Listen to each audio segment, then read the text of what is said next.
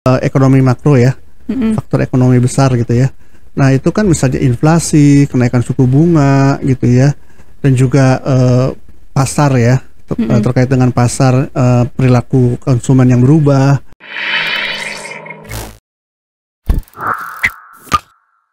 Gelombang PHK makin menggila. Mulai dari PT Stritex yang tutup, kini berlanjut menuju ke Yamaha, KFC, dan juga Sanken. Ribuan karyawan kehilangan pekerjaannya. Kalau misalkan tren ini terus berlanjut, apa kabar bisnis kamu? Apakah bisnis kamu dan karir kamu akan aman? Yuk simak video berikut ini.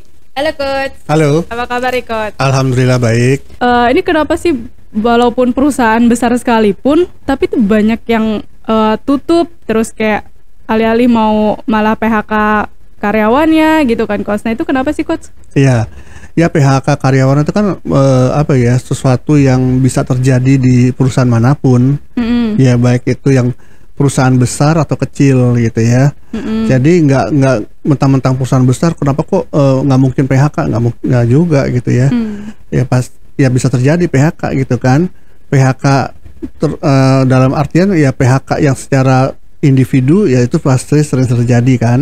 Orang resign, orang dipecat gitu ya. Nah yang PHK massal juga bisa terjadi juga untuk baik itu perusahaan kecil UKM gitu ya, atau perusahaan besar gitu ya. Jadi nggak ada hubungannya dengan jenis perusahaannya, tapi yang hubungannya adalah karena faktor-faktor penyebabnya itu yang bisa terjadi kepada perusahaan besar atau perusahaan kecil gitu. Penyebab apa tuh Coach? Banyak ya PHK massal ya, kita bicara PHK massal ya. Dari hal-hal yang di faktor eksternal ya, misalnya biasanya sih faktor ekonomi makro ya, faktor ekonomi besar gitu ya.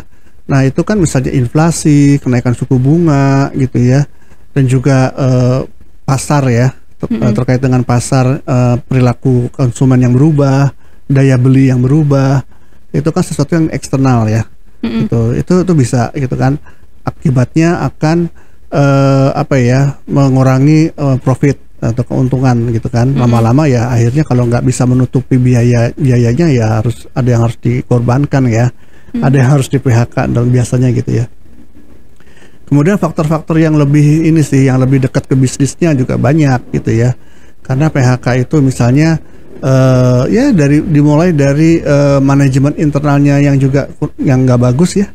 Nah itu juga kan ya, itu manajemen internal itu sebenarnya decision making yang berdampak ke semua hal sih gitu ya. Gitu ya. Kan semuanya berawal dari manajemen internalnya dulu ya, bagaimana mereka mengambil keputusan gitu ya. Nah dari manajemen internalnya yang kurang bagus itu mungkin menghasilkan bisnis model ya, bisnis modelnya yang memang sudah usang misalnya. Bisnis model yang sudah usang itu berarti sudah tidak berlaku lagi dengan kondisi zaman sekarang yang sudah berubah ini, gitu kan. Bisa terjadi loh gitu ya. Atau juga keputusan yang buruk itu bisa jadi karena mereka terlalu jor-joran ekspansi gitu ya. Ekspansi besar-besaran gitu ya. Tapi ketika terjadi daya beli yang menurun gitu ya, akhirnya ya banyak yang harus dipecatin tuh gitu, karena udah banyak sekali mungkin cabang atau outlet ya misalnya gitu yang sudah tidak mencapai penjualan lagi gitu ya, yang awalnya hype doang gitu kan, terus ternyata nggak bisa bertahan gitu ya. Orang udah jenuh beli gitu kali di situ ya, akhirnya udah banyak yang nggak beli lagi, nggak seperti di awal-awal ya. Kita bicara yang simpel aja lah gitu ya. Kemudian akhirnya ya penjualan berkurang drastis ya, jadi banyak outlet atau cabang-cabang yang tutup gitu kan. Itu juga bisa terjadi juga gitu kan. Tadi bisnis model udah ya gitu kan.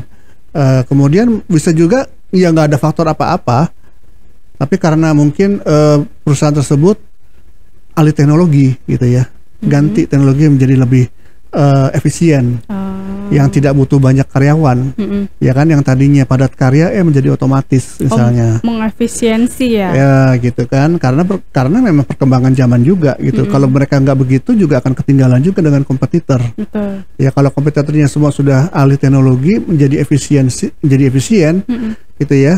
Akhirnya kan kalau efisien itu kan pengaruhnya juga nanti pada harga produknya misalnya. Harga produknya jadi berkurang nih customer. kompetitor. Kalau harga kompetitor berkurang ya, lebih rendah dari kita, ya pasti kan konsumen akhirnya banyak mau nggak mau kan akhirnya pindah ke sana juga ya. Iya. Akhirnya kita nggak kebagian juga kan, penjualan berkurang seterusnya gitu. Jadi mau nggak mau mereka juga harus kita juga harus ahli teknologi juga gitu ya. Apalagi sekarang ada pakai AI segala macam, itu kan pasti itu drastis sekali nanti pengurangannya gitu ya. Ya kayak di bank-bank itu kan sekarang ya teller banyak yang akhirnya tutup gitu ya.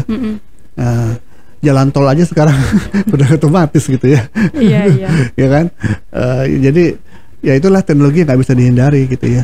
Jadi ada faktor-faktor internal dan eksternal yang sama-sama bisa mempengaruhi, bahkan dalam kondisi yang normal-normal aja, ya kan. Tapi karena faktor teknologi yang harus mau nggak mau harus beralih gitu ya, harus kita alihkan ke teknologi yang lebih otomatis, lebih efisien, lebih bersih misalnya gitu ya. Itu juga bisa mengurangi PHK massal gitu ya, kayak gitu. Oke, nah kalau misalkan ini Coach, kan perusahaan tuh kan nggak mandang dia besar atau kecil buat mengefisiensi karyawan atau bahkan kayak mem-PHK karyawan-karyawannya ya Coach ya. Nah sebenarnya kalau misalkan coaching ini untuk mempertahankan bisnis yang sedang diambang, dia bingung mau PHK atau mau tetap bertahan dengan segitu, itu gimana Coach? Oh, jadi kamu bertanya peran coaching. Ya, saya sih seringnya mengatakan peran coaching itu lebih ke preventif ya, mencegah sebelum terjadi PHK massal gitu ya. Itu peran coaching itu akan lebih dominan ya, akan lebih berguna di situ gitu ya. Jadi peran coaching untuk mencegah PHK massal ya tentunya mereka bisa mengcoaching level-level eksekutif ya, level-level decision maker agar mereka berpikir lebih strategik, lebih sistemik gitu ya. Bisa melihat kondisi pasar, kondisi eksternal dan internal, sehingga pada akhirnya bisa membantu mereka mengambil suatu strategi dan menyusun bisnis model yang bisa sesuai dengan perkembangan zaman misalnya gitu ya. Atau ketika terjadi adanya teknologi gitu ya, mereka bisa berpikir bagaimana supaya menyeimbangkan antara alih teknologi dengan kebutuhan karyawannya gitu, sehingga meminimalisir PHK, walaupun sebetulnya sih itu nggak bisa dihindari gitu ya.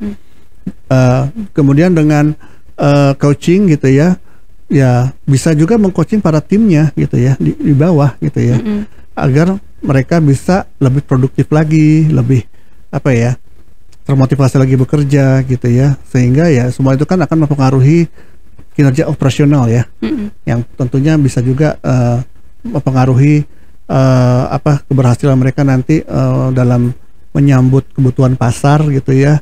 Jadi, contohnya gitu, jadi nggak perlu ada PHK massal gitu kan. Nah, jadi coaching lebih ke pencegahan. Walaupun demikian memang sih coaching juga bisa gitu ya untuk yang lebih ke pengobatan. Pengobatan gitu ya.